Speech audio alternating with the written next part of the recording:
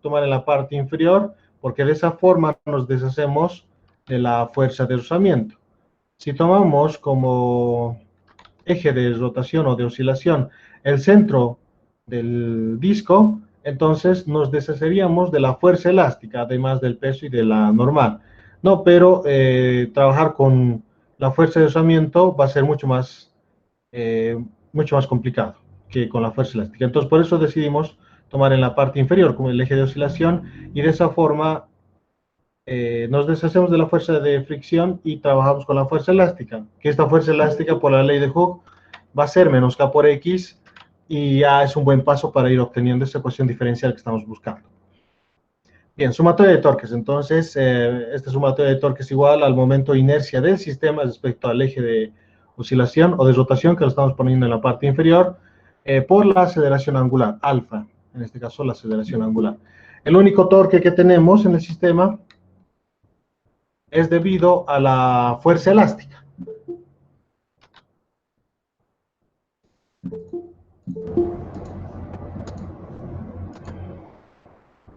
Debido a la fuerza elástica, porque los torques generados por la fuerza de deslizamiento, por el peso y por la fuerza normal son cero, porque la distancia de cada uno de estos vectores al eje de oscilación, la distancia más corta de la línea de acción de la fuerza al eje de oscilación es cero en cada uno de estos casos, ¿no? Porque justamente pasan por el eje de oscilación. Entonces, no generan ningún torque, ni la normal, ni la fuerza de deslizamiento, ni el peso, tomando como eje de oscilación acá en la parte inferior. Bien, el que sí genera torque es justamente la fuerza elástica, ¿no? El resorte que está conectado por este sistemita hacia el centro de esta circunferencia. Entonces, por ahí lo hace mover al sistemita, lo hace realizar un movimiento oscilatorio, pero con movimiento de rodadura también al mismo tiempo, sin resbalar. Bien, por la ley de Hooke, esta fuerza elástica es menos K por X, ¿no? La constante elástica del resorte por la deformación del resorte X. R es el brazo, ¿no? R es el brazo. Eso es consecuencia del torque producido por la fuerza elástica. Torque es fuerza por brazo, la fuerza es la fuerza elástica y el brazo es la distancia más corta de la línea de acción de la fuerza al eje de oscilación. Esa sería la distancia más corta y eso justamente es el radio de este disco. Bien, la aceleración angular obviamente es variable en el sistema, por lo tanto en su forma diferencial, derivada segunda de la posición angular respecto al tiempo. El momento de inercia que está multiplicando pasa a dividir, pero ese momento de inercia, antes de pasarlo a dividir, no es el momento de inercia respecto al centro de masa del disco, porque el eje de oscilación queda justamente en esa posición. Entonces, al estar en esta posición, el eje de oscilación, debemos aplicar Steiner para llevarlo al eje de oscilación que estamos manejando en la base, en el punto de contacto del cilindro con la superficie horizontal. Ahí está el eje, ¿no? Entonces, este es el centro, ahí queda justamente el centro de masa del disco. El momento de inercia respecto a su centro de masa del disco o de un cilindro es lo mismo, es un medio su masa por el radio al cuadrado. Ya, por formulitas. Bien, pero este momento de inercia es respecto a un eje que pasa por su centro de masa. Su centro de masa está justamente en el centro de este cilindro, pero el eje de oscilación está acá, en el punto inferior. Ahí lo estamos tomando para realizar esta sumatoria de torques. Y el momento de inercia, obviamente, tiene que ser respecto a ese punto, ¿no? Respecto al eje que está en la parte inferior. Entonces, para poder hacer eso, aplicamos Steiner, y eso es lo que se ha hecho acá, ¿no? Esto es Steiner o el teorema de ejes paralelos, directamente. Porque este de acá es el momento de inercia respecto al centro de masa del cilindro, más la masa por la distancia al cuadrado, ¿no? Esto representaría la masa y la distancia al cuadrado. La masa del cilindro es m mayúscula, por eso acá está m mayúscula, y la distancia del centro de masa al eje de oscilación es r, ¿no? Todo esto es r, el radio justamente del disco. Por eso acá tenemos r cuadrado. Bien, simplificando un poco esta expresión, un medio más 1, 3 medios mr cuadrado tendríamos acá. Este radio con este r de acá se simplifica, 2 está dividiendo, pasa a multiplicar, 3 pasa a dividir, al igual que la masa. Entonces, de ese despeje tendríamos esta cantidad, ¿no? Muy bien, es parecido a la ecuación diferencial de un movimiento oscilatorio simple, pero no es aún, no lo es, porque acá θ, que también es variable, al igual que x, está dentro de una segunda derivada temporal, está bien, pero al otro lado de la igualdad tenemos a esta otra variable x, no es el mismo θ. Acá debería ser θ también, θ, o dentro de la segunda derivada temporal debería ser x, ¿no? Tiene que ser la misma variable. Acá tenemos θ y x, ambos sí están cambiando, ambos sí son variables, porque a medida que este cilindro va oscilando de izquierda a derecha, el estiramiento del resorte, que x es el estiramiento, va a ir cambiando, ¿no? En algunos momentos se va a estirar, algunos momentos va a ser su estiramiento cero, algunas veces se va a comprimir, entonces sí es variable x, por supuesto. Al igual que θ, que es el desplazamiento angular respecto a este eje de oscilación que tiene este cilindro, que al final de cuentas este θ es el desplazamiento angular que tendría el cilindro a medida que está rodando, ¿no? Por todos los conocimientos de rodadura que habíamos visto en física 1.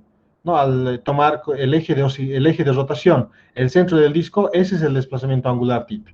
Al tomar como eje de rotación el punto inferior, el punto de contacto entre el cilindro y la superficie horizontal, instantáneamente, de alguna forma, realiza ese movimiento rotacional alrededor de este eje, el disco, a medida que va rodando.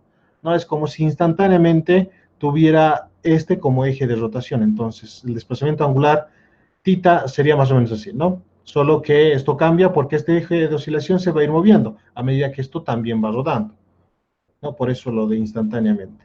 Bien, ambos son variables, sí, como estamos viendo, θ y x, pero no son la misma variable. Uno es desplazamiento angular y el otro es desplazamiento lineal, x, que también sería la deformación del resorte, por compresión o por tensión, ¿no?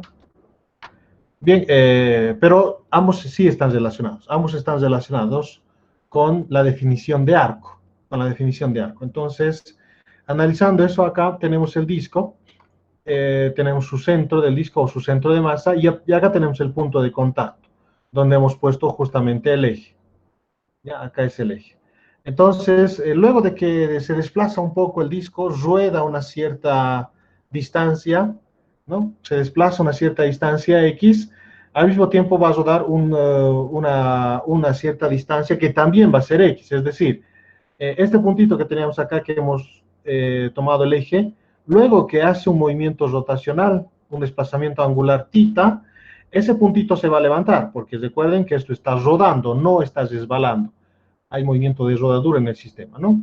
Que resbale, esto significaría que sin necesidad de rodar, esto así, sin rodar, se desplazaría horizontalmente por la superficie. Eso sí sería resbalar. Pero en este caso está rodando, ¿no? Está girando a medida que se va desplazando. Muy bien, entonces, cuando hace ese desplazamiento angular θ y llega a esta nueva posición, el disco, que está pintado un poco más, con color más transparente, entonces este punto del disco en la parte inferior se va a levantar, porque hace un movimiento de rodadura. Se va a levantar y va a terminar en esta posición, luego de que hace ese desplazamiento. No el desplazamiento de este disco, de su centro de masa, es este punto rojo, todo lo que se ha desplazado, ¿no? Y por lo tanto, acá era el eje antes, este es el eje antes, este eje es el mismo de acá, el que estaba en contacto con la superficie horizontal, como estaba rodando, cuando llegó a esta nueva posición, ese eje, ese punto que estaba en contacto en la superficie horizontal, se levantó y ahora está acá. Y otro es el punto en el cual está en contacto con la superficie horizontal, ¿no? Y este sigue siendo obviamente el eje, ¿no? Estamos tomando el punto inferior siempre el eje. Solo que acá estamos viendo cómo ese eje va cambiando a medida que se va desplazando, a medida que va rodando este disco. Resulta que todo ese desplazamiento angular que tenemos acá es x. ¿Ya? Acá tenemos el centro de masa. El centro de masa se ha desplazado una distancia x hasta este punto de acá, el centro de masa. Ese desplazamiento x también es el recorrido que ha hecho este arco, ¿no? Porque este arco que ha hecho el disco, ¿no? Este punto que se ha levantado a medida que ha ido rodando el disco, ahora está acá arriba. Entonces, toda esa distancia que ha recorrido en arco, en esta curva del disco, también es esta distancia que ha recorrido en la superficie horizontal. ¿no? Porque a medida que ha ido avanzando, cada uno de estos puntos ha entrado en contacto con la superficie horizontal hasta que el último punto en entrar en contacto con la superficie horizontal es este, la que está actualmente. Entonces, todo lo que ha recorrido de forma horizontal, toda esta distancia, es lo mismo que todo este arco que ha recorrido el disco. Es lo mismo, ¿no? Es lo mismo. Es la misma distancia. Si agarramos un flexo o una cinta métrica, esas cintas que se pueden doblar, ¿no es cierto?, para acomodarlas acá. Entonces, todo esto, toda esta curva en el disco mide lo mismo que toda esta longitud en la superficie horizontal. Y toda esta longitud, si se están dando cuenta, es la misma longitud o el mismo desplazamiento X que tenemos del centro de masa. Y sucede que en su centro de masa, en el centro del disco, está conectado el resorte. Acá viene el resorte y está conectado, ¿no? A un muelle. Entonces, entonces, resumen, este desplazamiento angular que tenemos acá, ese arco, esa curva, esa distancia de esa curva, desde un punto inicial hasta el punto final, esa distancia que ha avanzado en la curva del cilindro, esa distancia es lo mismo que X. Son iguales. Eso también es X. ¿Ya? Entonces, esa curvita, por la definición de arco, sería, eh, por la definición de arco tenemos que S es igual a R tita, ¿no? El arco S es igual al radio por el desplazamiento angular. Y en nuestro caso, ese desplazamiento, ese arco, es X. Es X. El radio, obviamente, es el radio del disco, R, y el desplazamiento angular es tita, ¿no? Todo lo que ha girado, todo lo que ha rodado el sistema, el disco, para llegar hasta esta nueva posición. Todo ese desplazamiento angular tita, ¿no? Ahí está, tita. Muy bien, entonces, por definición de arco, X es igual a R tita. Entonces, ya estamos relacionando esas dos variables, tita con X, ¿no? X, que es el desplazamiento del disco, que también es la deformación del resorte, ya sea por compresión o tensión. Muy bien, por lo tanto, la ecuación diferencial que lo teníamos de esta forma quedaría de la siguiente forma. Entonces, en vez de X, simplemente reemplazamos R tita. R tita. Entonces, acá estos radios se simplifican y por lo tanto la ecuación quedaría de esta forma, menos 2K sobre 3M, tita igual a derivada segunda de tita respecto al tiempo dos veces. Ahora sí, ya lo tenemos en la forma de una ecuación diferencial de un movimiento oscilatorio simple, donde la variable, que en este caso lo estamos tomando tita, está dentro de una segunda derivada temporal y al otro lado está la misma variable tita, está el negativo. Todo esto que tenemos acá es una constante. 2 y 3 ya de por sí son números constantes. K es la constante elástica del resorte, que como su nombre lo dice es una constante. Y M es la masa del disco, que en este caso también es una constante, porque durante toda la oscilación este disco no va a ganar ni perder masa. Su masa siempre va a ser la misma, ¿no? Durante toda la oscilación. No va a pasar nada que le haga perder o ganar masa. Es imposible. Entonces también va a ser constante, va a ser el mismo siempre. Y todo ese conjunto de constante corresponde a que sea la frecuencia angular al cuadrado, según el comportamiento de una ecuación diferencial para un movimiento oscilatorio simple. Y ya está. Entonces, de esa forma tenemos la frecuencia angular al cuadrado. Como pueden ver, en este caso, una vez más, la estrategia es llegar a la ecuación diferencial de un movimiento oscilatorio simple. Entonces, como la frecuencia angular al cuadrado es 2K sobre 3M, entonces de ahí partimos. La frecuencia angular es 2K sobre 3M. El cuadrado de la frecuencia angular pasa al otro lado como raíz cuadrada. Y la frecuencia angular es igual a 2pi sobre el periodo de oscilación. Como el periodo de oscilación es el inverso de la frecuencia, entonces el periodo de oscilación sería de esta forma, no combinando ambas ecuaciones. Bien, pero bueno, acá me equivoqué porque recuerdo que lo que nos pedían era su frecuencia de oscilación, no su frecuencia de oscilación, no nos pedían el periodo. Pero no hay mucho problema porque del periodo a la frecuencia de oscilación es bastante sencilla, ¿no? Entonces, partiendo de acá, la frecuencia angular es 2pi sobre el periodo, como el periodo es el inverso de la frecuencia. Entonces, la frecuencia angular es 2pi por la frecuencia. No es una ecuación que también ya la habíamos conocido antes. Entonces, la frecuencia es 1 sobre 2pi por la frecuencia angular, ¿no? 2pi está multiplicando, paso a dividir. Por lo tanto, la frecuencia es 1 sobre 2pi y en vez de la frecuencia angular reemplazamos esta raíz, 2K sobre 3M. Bien, esa en realidad sería la respuesta, ¿no? Acá me confundí, lo que hallé fue el periodo de oscilación, que fácilmente podemos ir de acá a acá también, porque la frecuencia es el inverso del periodo, por eso 1/2pi y el inverso, ¿no? 2k sobre 3m en realidad acá. Bien, lo que nos pedían era la frecuencia, no el periodo. Bien, me confundí en esa parte. Muy bien, ese sería el ejercicio. Podemos ver en este caso también que, eh, que va a depender de la masa del disco y la constante elástica del resorte. Bueno, en este caso no podíamos aplicar directamente la formulita, ¿no? Porque teníamos ese movimiento rotacional. Porque, ¿qué pasa si aplicamos directamente la formulita de un sistema masa-resorte? El periodo de oscilación de un sistema masa-resorte es igual a 2pi raíz de m sobre k, ¿no? La masa del bloque sobre la constante elástica del resorte, ¿no? Entonces, aplicando directamente la formulita, la masa del disco es m y la constante del resorte es k. Entonces, a través de esta formulita, la frecuencia de oscilación del sistema sería 1/2pi raíz de k sobre m. Esa sería nuestra frecuencia si es que aplicamos directamente la formulita, ¿no? Para un sistema masa-resorte, ¿no? Que oscila de forma horizontal. Pero claramente está mal, porque en este caso, para esta condición de acá, lo que no estamos considerando es ese movimiento rotacional, porque hay movimiento de rodadura a medida que va haciendo ese movimiento de izquierda a derecha, también va rodando, también va girando. Entonces, ese movimiento giratorio no lo estamos considerando acá, por eso esta respuesta estaría mal, ¿ya? Entonces, acá sí hemos hecho esa consideración de ese movimiento rotacional, por eso hemos aplicado sumatoria de torques, y esta sería así la respuesta, ¿no? Pueden ver claramente que es diferente.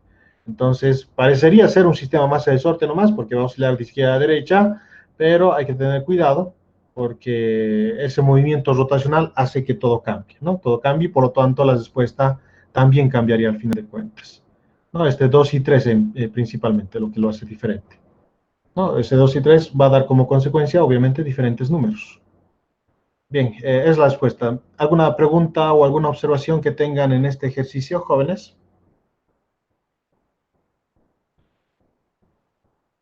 Ninguno, ¿no? Muy bien, resolvemos este otro ejercicio. Bien, en la presentación lo voy a corregir esto, obviamente, ¿no? Va a ser la frecuencia, porque es la respuesta que nos pide en el PDF que les voy a dejar esta presentación. Bien, el otro ejercicio es un poquito más trabajoso, más apropiado para un examen final, jóvenes, pero igual les muestro el ejercicio para que puedan ver las dos partes de solución de este ejercicio. ¿Ya? Hay dos formas de resolver este ejercicio, les voy a mostrar ambas formas, una que es la forma larga y la otra que es una forma un poco más sencilla. Bien, el ejercicio 45. Un péndulo simple de longitud 50 centímetros está sujeto a un carro que se desliza sin rozamiento hacia abajo por un plano inclinado que forma un ángulo de 40 grados con la horizontal, como se muestra en la figura. Determine el periodo de oscilación del péndulo que está sobre el carro deslizante. Entonces, acá tenemos un ángulo de 40 grados. 40, ¿no? 40 grados, esa es la inclinación de este plano inclinado por el cual está descendiendo este carrito en el cual está sujeto un péndulo simple. Ya en el problema nos dicen que se trata de un péndulo simple, entonces podemos aplicar directamente la formulita. Pero, ¿cuál es el problema en este caso? Eh, que el péndulo no está en un sistema inercial. No está en un sistema inercial porque podemos ver que sería el eje, se va moviendo, va descendiendo de hecho, ¿no? Va moviéndose junto con el carro, ¿no? Junto con el carro. Entonces, el sistema es ligeramente diferente, pero se lo puede resolver de forma sencilla también, bueno, de dos formas, ¿no? La forma sencilla y la forma más compleja, más larga, no tan difícil tampoco. Bien, determinaremos la aceleración que hay en el sistema. Entonces, consideraremos el casito, aislaremos el casito y haremos diagrama de fuerzas en el casito para determinar su aceleración. Tenemos el peso de todo el casito, obviamente casito más el péndulo, estamos hablando acá. Tenemos el peso del sistema y la fuerza de contacto normal. Una sola normal no se vamos a considerar acá. Claro que esta normal es el resultado de las fuerzas de contacto de las 4 rueditas con la superficie horizontal. Entonces, el total de esas fuerzas de contacto, de las cuatro rueditas, lo vamos a llamar uno solo, nomás sea N, ¿no? Que sería la suma de esas cuatro fuerzas normales, esas cuatro fuerzas de contacto que tienen cada una de las rueditas. El sistema de coordenadas que vamos a utilizar acá es obviamente inclinado, X positivo en la dirección de la aceleración del sistema, porque este casito tiene una aceleración paralela al plano inclinado, ¿no? Va rocando, va descendiendo por ese plano inclinado. Bien, descomponemos en este caso el peso para realizar la sumatoria de fuerzas. El ángulo se repite en esta parte de acá por lados perpendiculares. 40 grados están formando la horizontal con este plano inclinado, ¿no? Entonces sus lados perpendiculares ambos también estarían formando el mismo ángulo. Como la horizontal, su perpendicular es la vertical y el peso siempre es vertical, entonces acá lo tenemos al peso, y perpendicular al plano inclinado tenemos la dirección Y, que es paralela a la normal, y la normal por definición siempre es perpendicular al plano inclinado, al plano, a la superficie de contacto, ¿no? Entonces ahí está. Entonces esos dos que son los perpendiculares al plano inclinado y este lado horizontal formarían también 40 grados. Ahí se repite. Por lo tanto, descomponiendo el peso, tendríamos ese que sería como es adyacente al ángulo, perdón, mg coseno de 40 grados, y este que es opuesto al ángulo, que vendría acá en el eje X, sería mg seno de 40 grados. Lo interesante está en la sumatoria de fuerzas en el eje X. En el eje Y, la sumatoria de fuerzas solo nos daría que la normal es igual a mg coseno de 40 grados y nada más. En el sistema no hay rozamiento, por eso están las rueditas acá, ¿no? Las rueditas hacen que toda fricción en el sistema sea nulo. Entonces, lo interesante está en el eje horizontal, y la única fuerza en el eje horizontal es mg seno de 40 grados. Entonces, mg seno de 40 grados igual a la masa por aceleración. Acá la masa se simplifica, por lo tanto, la aceleración es g seno de 45 grados. Con esa aceleración va descendiendo este casito por el plano inclinado. ¿Ya? Esa es la aceleración. Bien, ya conocemos la aceleración, y como les iba diciendo anteriormente, la sumatoria de fuerza en el eje Y, solo veríamos que la normal es igual a mg coseno de 40 grados. ¿No? Esa sumatoria de fuerzas en Y es cero, por supuesto, porque es respecto a este plano inclinado, entonces no va a ganar altura ni va a descender, siempre va a ser el mismo nivel de altura respecto al plano inclinado, entonces Y no va a cambiar, ¿no? Entonces, como no hay movimiento en Y, por eso la sumatoria de fuerzas es cero en este caso. Muy bien. Cuando el carro va descendiendo, entonces vamos a buscar, esa es la aceleración con la cual va descendiendo el carrito, entonces estamos poniendo énfasis en el péndulo, ya en el punto del péndulo.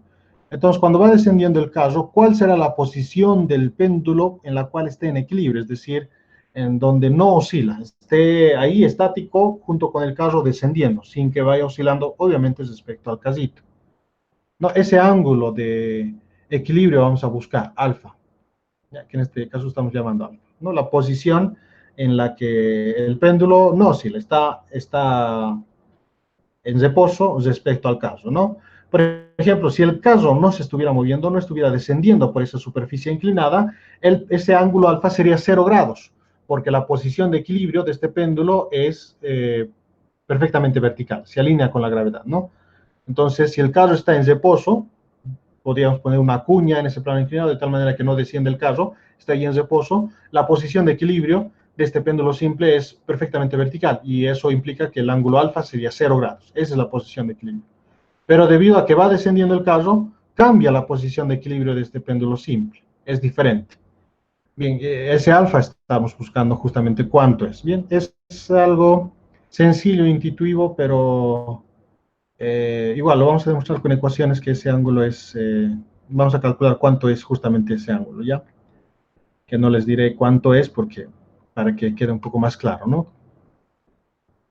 Bien, tenemos entonces en el sistema el peso, mg, y tenemos la tensión.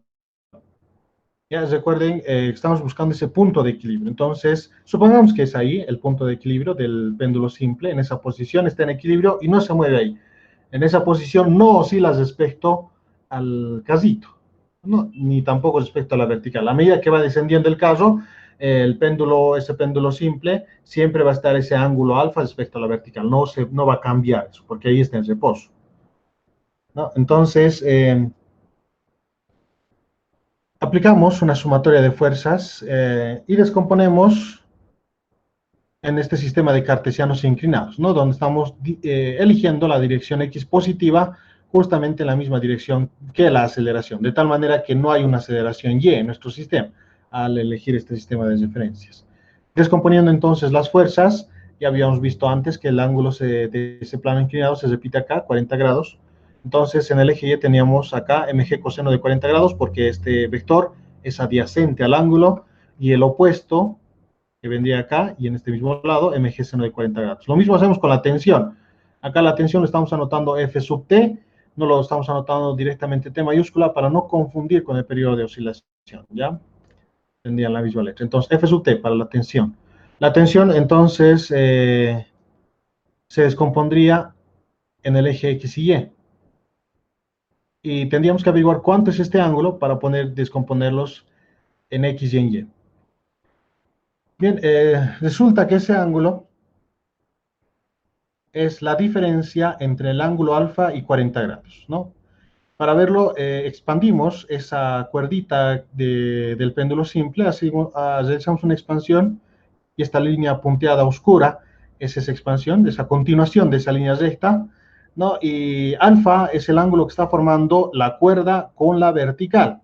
Entonces, la continuación de la cuerda está acá, esta línea discontinua, y siempre vertical también es el peso, lo que significa que todo esto, esta línea discontinua con el peso, sería el ángulo alfa. Ese también sería el ángulo alfa. Y este ángulo que estamos necesitando para descomponer la tensión es este mismo de acá, por lados paralelos. Esta línea discontinua es paralela a la cuerda y este eje Y en este lado de acá, esta descomposición mg coseno de 40 grados, este vector rojo, mg coseno de 40 grados, es paralelo a este eje Y. Entonces, por lados paralelos, este ángulo se repite acá, este ángulo de acá, que necesitamos, el que está formando la tensión con el eje Y, se repite acá. Y este ángulo es justamente la diferencia entre el ángulo alfa menos 40 grados, ¿no? Alfa menos 40 grados. Entonces, ese ángulo lo vamos a llamar beta, que es alfa menos 40 grados. Entonces, ya conocemos beta cuánto es. Entonces, descomponemos esta tensión en función de este ángulo beta. Entonces, el vector que vendría a caer sobre el eje Y sería adyacente al ángulo beta, por lo tanto sería tensión por el coseno de beta, y el vector que vendría a caer sobre el eje X es opuesto al ángulo beta, entonces tensión por el seno de beta. Bien, tenemos todas esas fuerzas descompuestas, realizamos sumatoria de fuerzas en X, sumatoria de fuerzas en Y. Sumatoria de fuerzas en X igual a masa por aceleración, porque justamente tenemos una aceleración que está en el eje X, y es solo en el eje X, no tiene ninguna componente en el eje Y, esta aceleración, porque el sistema de coordenadas que hemos elegido es un sistema de coordenadas inclinado, de tal manera que la aceleración esté sobre el eje X. Por lo tanto, no hay aceleración en Y, ¿no? Por eso la sumatoria de fuerzas en Y es igual a 0. Bien, realizando la sumatoria de fuerzas, tenemos tensión seno de beta en el eje X, ¿no? Positivo, y en esa misma dirección tenemos el peso por el seno de 40 grados, más mg seno de 40 grados, igual a masa por aceleración. Sumatoria de fuerzas en el eje Y, tensión por el coseno de beta, menos, en dirección opuesta, el peso mg coseno de 40 grados. Esa sumatoria de fuerzas igual a 0. Muy bien, trabajamos con esa ecuación para justamente determinar la aceleración. ¿Ya? Entonces, en esta ecuación reemplazamos beta, que es alfa menos 40 grados, por eso acá en el argumento del seno, alfa menos 40 grados, y acá aplicamos la propiedad del seno para la resta de ángulos, ¿no? Esa identidad trigonométrica, seno de A más menos B es igual al seno de A por el coseno de B, más menos seno de B por el coseno de A, etcétera, ¿no? Bien, entonces, en esta ecuación, antes de aplicar esa identidad trigonométrica, se han simplificado estos dos términos porque la aceleración, que antes lo habíamos calculado, es justamente g seno de 40 grados, ¿no? En esta anterior sección. ¿No? Este de acá, se ha aplicado ahí, ¿no? La aceleración del sistema, con la que va descendiendo por ese plano inclinado, es la gravedad por el seno de 40 grados, y eso se ha reemplazado acá, en la aceleración. Por eso acá mg, g seno de 40 grados, que es la aceleración, ¿no? Y esa cantidad justamente se parece con este otro lado, mg seno de 40 grados del lado izquierdo. Entonces, estas se simplifican y tenemos 0. Ya, 0.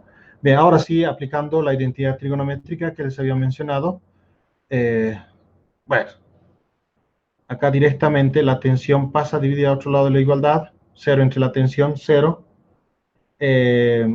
Entonces, la solución, la ecuación va a quedar que seno de alfa menos 40 grados es igual a 0. ¿Y esto para qué solución tiene? Que el argumento del seno, alfa menos 40 grados, sea 0, porque seno de 0 es 0.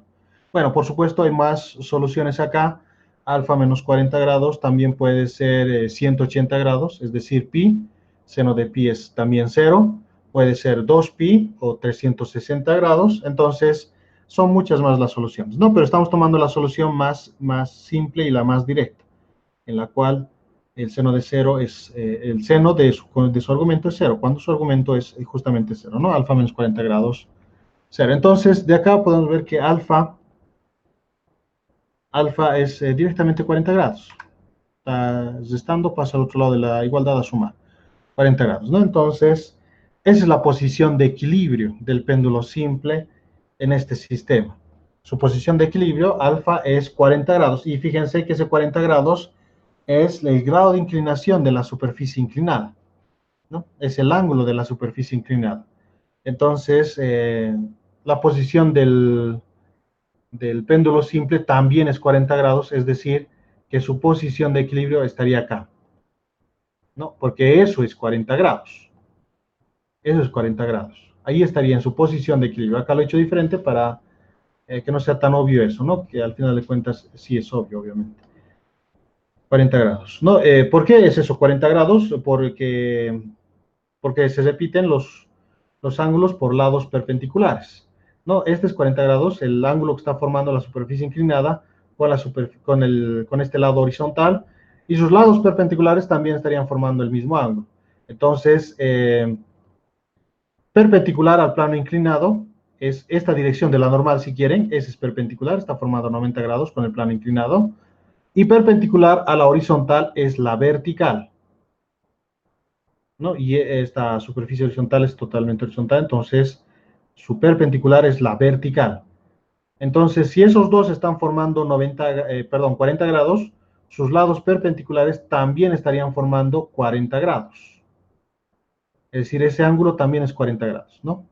La vertical con justamente paralela a esta viga que está sosteniendo el péndulo simple, perdón. El péndulo simple.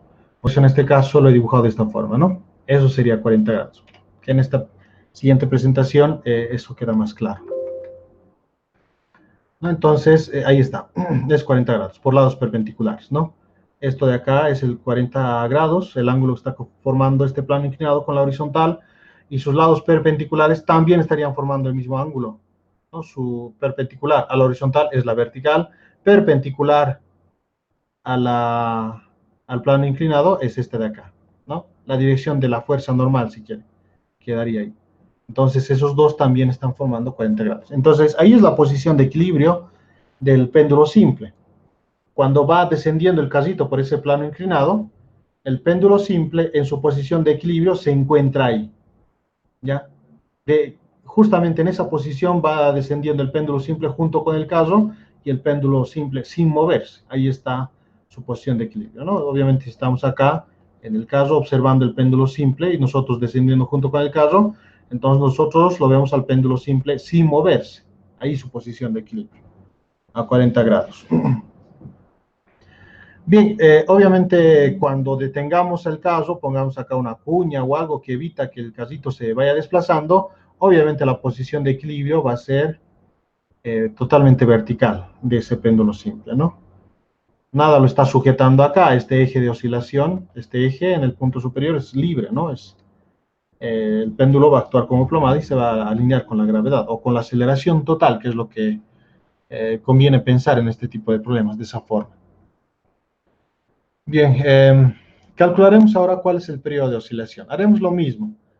sumatoria de torques en el sistema ahora, porque ahora ya sabemos cuál es la nueva posición de equilibrio de este péndulo simple cuando está descendiendo el casito, es esta línea punteada negra, ahí es su posición de equilibrio. Entonces, respecto a esas que es su posición de equilibrio, lo estamos desplazando un ángulo tita. Entonces, hay un desplazamiento angular respecto a su posición de equilibrio, entonces va a oscilar alrededor de esta nueva posición de equilibrio el péndulo simple. Ya, entonces, determinaremos la ecuación diferencial de este movimiento y veremos cuánto es el periodo de oscilación. Entonces tenemos la tensión, tenemos el peso, las aceleraciones en esa dirección del casito descendiendo por el plano inclinado.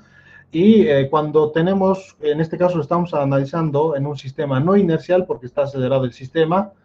Y como es un sistema no inercial, tenemos que incluir una fuerza que vendría a ser la fuerza ficticia, característico de sistemas no inerciales. No parecería que es una fuerza desde el punto de vista de un observador en el sistema inercial, pero es una fuerza ficticia porque no existe, Y eso se lo puede analizar desde un punto de vista de un observador que está en reposo, ¿no? Es decir, ¿qué es esa fuerza ficticia? Es cuando ustedes están, por ejemplo, en el trufi o en un micro mejor, cuando están parados, ahí se siente mucho más claramente esta fuerza ficticia, cuando están parados en un micro o en un coaster y este empieza a acelerar, ¿no? Lo recoge y empieza a acelerar, entonces ustedes necesitan sujetarse mucho más fuerte de las barras del micro o coaster para no caerse, porque esa fuerza ficticia experimentan, acelera hacia adelante el carro y ustedes experimentan una fuerza ficticia que les empuja hacia atrás, quieren caerse, ¿no es cierto? Entonces, por eso se sujeta más fuerte. Esa fuerza ficticia existe. ¿Y qué es lo característico de esta fuerza ficticia? Es que actúa siempre en dirección opuesta a la aceleración del sistema. ¿No? Cuando el micro acelera, gana velocidad, avanza hacia adelante, ustedes tienden a caerse hacia atrás. Cuando se produce una aceleración por frenado, el micro frena, ¿no? Esa aceleración causa un decrecimiento de la velocidad, frena, ustedes se van para adelante. Y de la misma manera cuando el micro va por una curva, ¿no? Cuando va por una curva, imagínense una rotonda, cuando va por una rotonda, hace una curva y siente una fuerza ficticia que los trata de sacar también de esa curva. La aceleración de esa curva siempre va dirigida al centro de esa curva, es la aceleración centrípeta o la aceleración normal.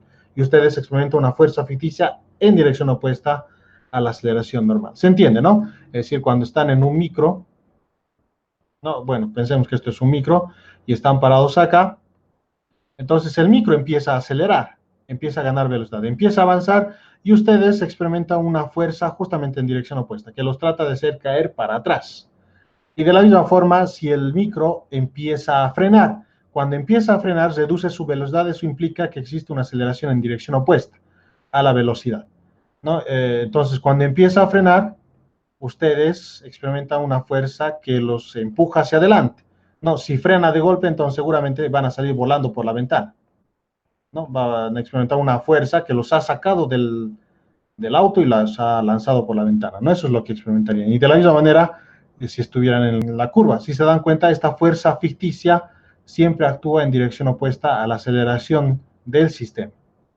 ¿No? Entonces, lo mismo va a experimentar este péndulo. Y lo mismo experimentarían ustedes si junto con el casito estuvieran rocando por esa pendiente, ¿no? Obviamente, el casito sin frenos, sin fricción, ya acelerándose hacia esa dirección en pendiente, ¿no? No es como si estuvieran en patineta en una pendiente inclinada. Entonces, se suben a la patineta y ustedes se caen hacia atrás, ¿no? Porque la patineta empieza a acelerar hacia adelante. ¿Por qué se caen hacia atrás? Porque experimentan una fuerza ficticia en dirección opuesta. Algo así parecido está experimentando también este péndulo simple. ¿Ya? Entonces, en el péndulo simple hay esa fuerza ficticia en dirección opuesta a la aceleración. Esa fuerza ficticia es ma, la masa del péndulo por la aceleración del sistema. Esa es la fuerza ficticia que estamos viendo acá. Eso han llevado seguramente en física básica 1, pero no se lo lleva a tanta profundidad. Por eso es que lo estoy mencionando con un poco más de detalle, para que se entienda mejor, ¿ya? En este tipo de sistema de referencias no inerciales que estamos llevando. Bien, como les repito, no se asusten jóvenes porque esto es, como les he dicho, un un problema para un examen final o instancia, ¿no? Y este tipo de exámenes no vamos a dar. El parcial que vamos a dar el lunes, obviamente no va a entrar este tipo de problemas, ¿no? Así de pesados. Pero lo menciono para que su conocimiento esté un poco más completo respecto a oscilaciones jóvenes. Bien, sumatoria de torques en el sistema igual a I por alfa, porque este es nuestro eje de oscilación o eje de rotación. Alrededor de ese eje va a oscilar el sistema, por eso sumatoria de torques igual al momento de inercia por la aceleración angular. Entonces, tenemos tres torques posibles, debido a esta fuerza de la tensión, debido al peso y debido a esta fuerza ficticia, MA. Bien, ¿cuál de ellos es cero? El de la tensión, porque justamente la tensión actúa sobre la cuerda y la cuerda pasa por el eje de oscilación, entonces el brazo es cero, ¿no? El torque es fuerza por brazo, la fuerza es la tensión en este caso y su brazo es cero. Entonces el torque producido por la tensión terminaría siendo cero. Los que sí tendríamos serían el torque producido por esta fuerza ficticia y el torque producido por el peso, por supuesto. Ambas fuerzas tienden a generar un torque en direcciones opuestas. El peso lo tiende a hacer girar al péndulo en esta dirección, y mientras que la fuerza ficticia lo tiende a hacer girar en dirección opuesta al péndulo. ¿Ok? Entonces, para el brazo, para la fuerza ficticia, vendría a ser la distancia más corta de la línea de acción de la fuerza, que es esta línea discontinua verde, al eje de oscilación, es este. Esa distancia más corta es todo esto, ¿no? Todo eso sería B. En el caso del peso, la distancia más corta de la línea de acción de la fuerza al eje de oscilación, todo esto vendría a ser el brazo para B, perdón, para el peso, para el torque producido por el peso. Bien, ¿cuántos son cada uno de esos? En el caso de B, el brazo producido por la fuerza ficticia, si se nota, acá tenemos un triángulo rectángulo donde este sería el ángulo recto, 90 grados.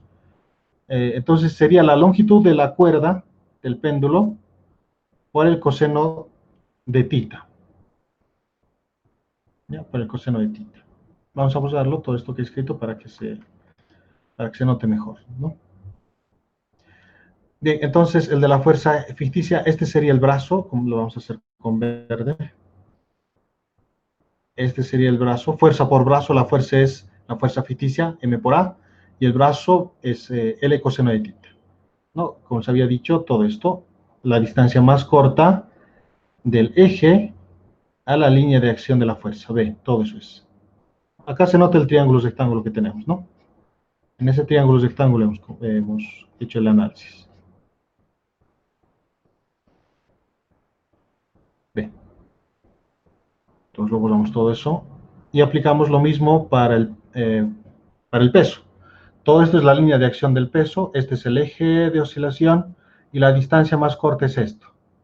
Ese es el brazo para el torque generado por el peso, ¿no? Que sería lo mismo si lo ponemos acá.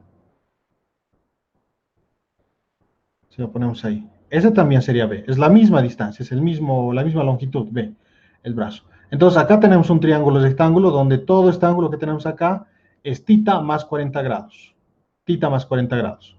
Por supuesto, la hipotenusa es L, la longitud de la cuerda, ¿no? Entonces, B es opuesto a ese ángulo, tita más 40 grados, entonces este brazo sería L por seno de tita más 40 grados, ¿no? Este ángulo de acá, 40 más tita. Entonces, todo esto es el brazo por el torque, del torque producido por el peso. Igual ahí por alfa. Muy bien, ya están los brazos. Ahora, la aceleración angular alfa, como es variable en su forma diferencial, derivada segunda de la posición angular respecto al tiempo. Acá aplicamos la suma de ángulos para el seno, ¿no? Es identidad trigonométrica que también lo habíamos mencionado antes. Seno de A más menos B es igual al seno de A por el coseno de B.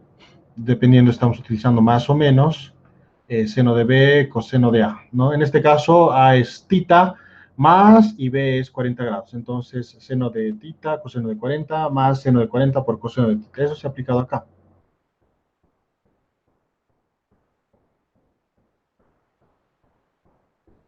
Bien.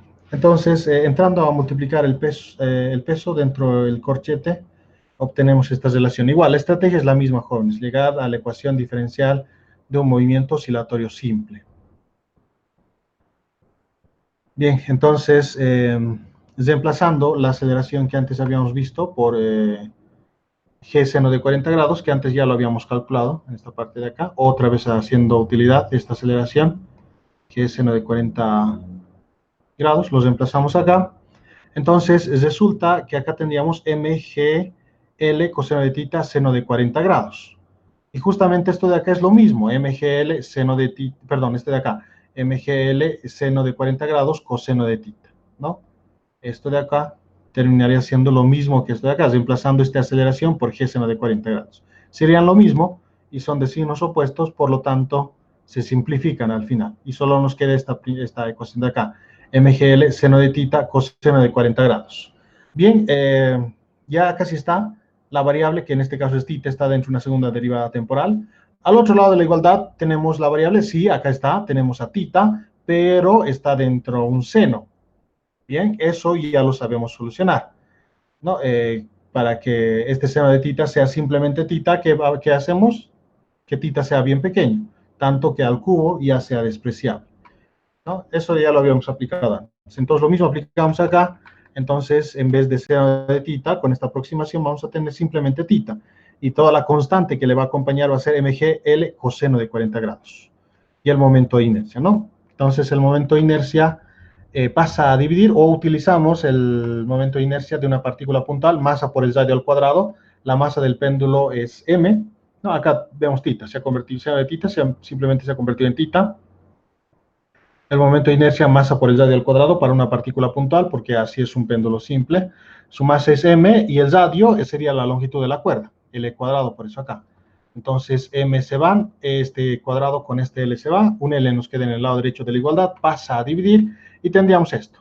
Ahora sí está en la forma diferencial de la ecuación diferencial de un movimiento oscilatorio simple, donde la variable θ está dentro de una segunda derivada temporal. Acá al otro lado de la igualdad tenemos la misma variable θ, tenemos el negativo, y todo esto resulta que es una constante, porque durante toda la oscilación la longitud del péndulo no va a cambiar. G es la aceleración de la gravedad, eso siempre es el mismo, y coseno de 40 grados. Esto tampoco va a cambiar porque esa superficie inclinada que tenemos tiene la misma inclinación, siempre está a 40 grados, ¿no? Es una superficie inclinada recta, entonces siempre va a ser su inclinación 40 grados, por lo tanto no va a cambiar. Todo eso es una constante. Por lo tanto, esa constante tendría que ser la frecuencia angular al cuadrado. El cuadrado pasa al otro lado como raíz. Esta frecuencia angular es igual a 2pi sobre el periodo de oscilación. Despejando el periodo de oscilación sería 2pi sobre la frecuencia angular. Esta frecuencia angular, reemplazando acá, tendríamos que el periodo de oscilación es 2pi raíz, haciendo medios extremos, L sobre G coseno de 40 grados. Bien, ese sería el periodo de oscilación para este péndulo simple en este sistema de referencia no inercial. Ya, esta forma de solución es la más larga que hay. Es la larga, ¿no? Y completa también, ¿no? Solo que un poco más larga y un poco más trabajosa. Bien, ¿cuál es la otra opción? Bien, ese sería el tiempo, 1.62 segundos. ¿Cuál es la otra opción? La otra opción es utilizar directamente la formulita, solo que viendo directamente en el denominador dentro de la raíz, en vez de la gravedad, la aceleración total del sistema. Este A que tenemos acá representa la aceleración total del sistema. ¿Ya? Y como es un péndulo simple, es como una plomada, lo único que hace como plomada es alinearse con la aceleración total del sistema, que en la mayoría de los casos, en sistemas inerciales, suele ser solo la gravedad. La gravedad es la aceleración total. Pero en este caso, aparte de la gravedad, tenemos otra aceleración, la aceleración con la cual va descendiendo ese casito por ese plano inclinado. Entonces, ¿cuál sería la aceleración total? ¿La gravedad o esa aceleración con la que va descendiendo el casito? La aceleración total es la suma vectorial de todas esas aceleraciones que hay en el sistema. Ya que en nuestro caso, esta sería la aceleración total. Como les había dicho, actúa como plomada, el péndulo simple, y siempre se alinea con la aceleración total. Ya habíamos dicho que su posición de equilibrio de esta ploma, de este péndulo simple, es en esta posición, ahí. a 40 grados respecto a la vertical. Esa es su posición de equilibrio. Significa que en esa dirección está la aceleración total, porque si el sistema estuviera en reposo, el péndulo simple se alinearía totalmente vertical, alineándose con la aceleración total, que solo sería la gravedad, si el sistema estuviera en reposo, no solo la gravedad. Como el sistema está en movimiento, se alinea con la aceleración total que cae en esa dirección. Y esta aceleración total no es más que la suma vectorial de todas las aceleraciones que están en el sistema. Es decir, la suma vectorial de la gravedad y la suma vectorial con la suma vectorial de esta aceleración con la cual está descendiendo el casito, que vendría a añadirse, como es un sistema inercial, habíamos visto que se repite justamente en dirección opuesta, entonces ese vector aceleración vendría a sumar acá. Con verde lo vamos a hacer. Acá vendría a sumar esa aceleración A. ¿No? Si se fijan bien, esta aceleración A sub t, aceleración total, es la suma vectorial de la gravedad con esta aceleración A, este vector verde, ¿no? Una suma es una unión de cabeza-cola de los vectores y el resultado final es este A sub t, la aceleración total.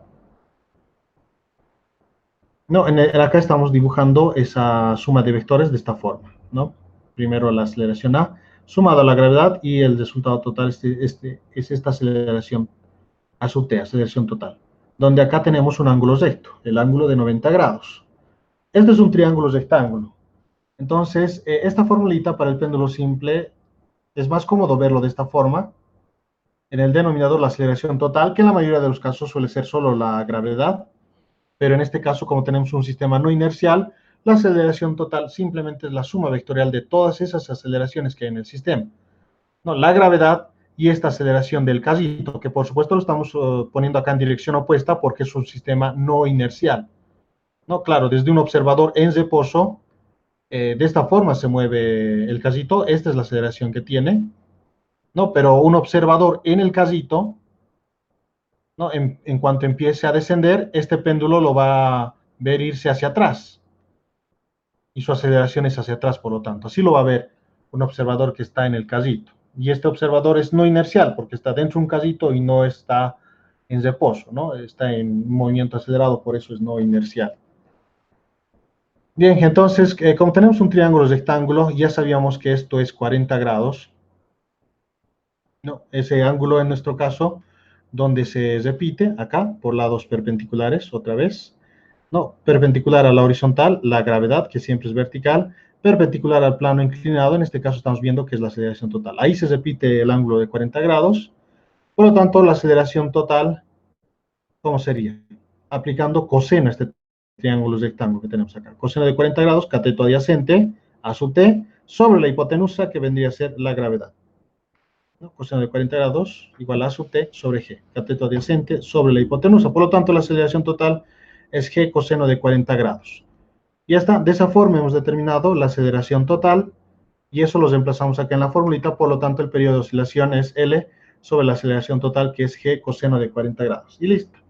De esa forma se determina el periodo de oscilación. Entonces, este es el otro método para poder resolver en sistemas no inerciales. En vez de la gravedad, verlo como aceleración total, que al final es la suma de vectores de todas las aceleraciones, y dependiendo de qué obtengamos en esa suma de vectores, podemos aplicar trigonometría o lo que corresponda, ¿no? Bueno, en este caso es mucho más simple porque miren, no solo nos ha costado unas cuantas operaciones matemáticas acá, ¿no?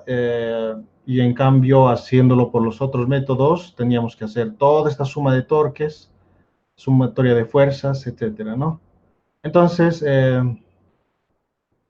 bien, este es el segundo método que les muestro por si en algún momento resuelven problemas en sistemas de referencias no inerciales, ¿no? Es mejor verlo como aceleración total al sistema en vez de la gravedad, nada más. Y luego suma de vectorcitos y ya está.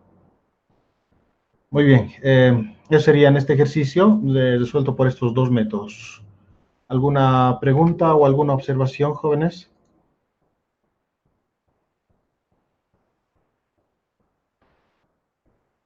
Muy bien. Bien, Eso sería la clase de hoy, jóvenes. El jueves les voy a dejar un ejercicio para el día jueves. Ok, para el día jueves un ejercicio de oscilaciones, porque nuestro examen es el día lunes, ¿no? ¿No me equivoco al respecto en eso? Es el día lunes en nuestro examen. Sí, es el día lunes. Ok, Sí, sí. ya. Entonces les dejo una tareita para el jueves, ¿ya? Supuestamente este jueves son las elecciones, jóvenes, así que si es que hay elecciones,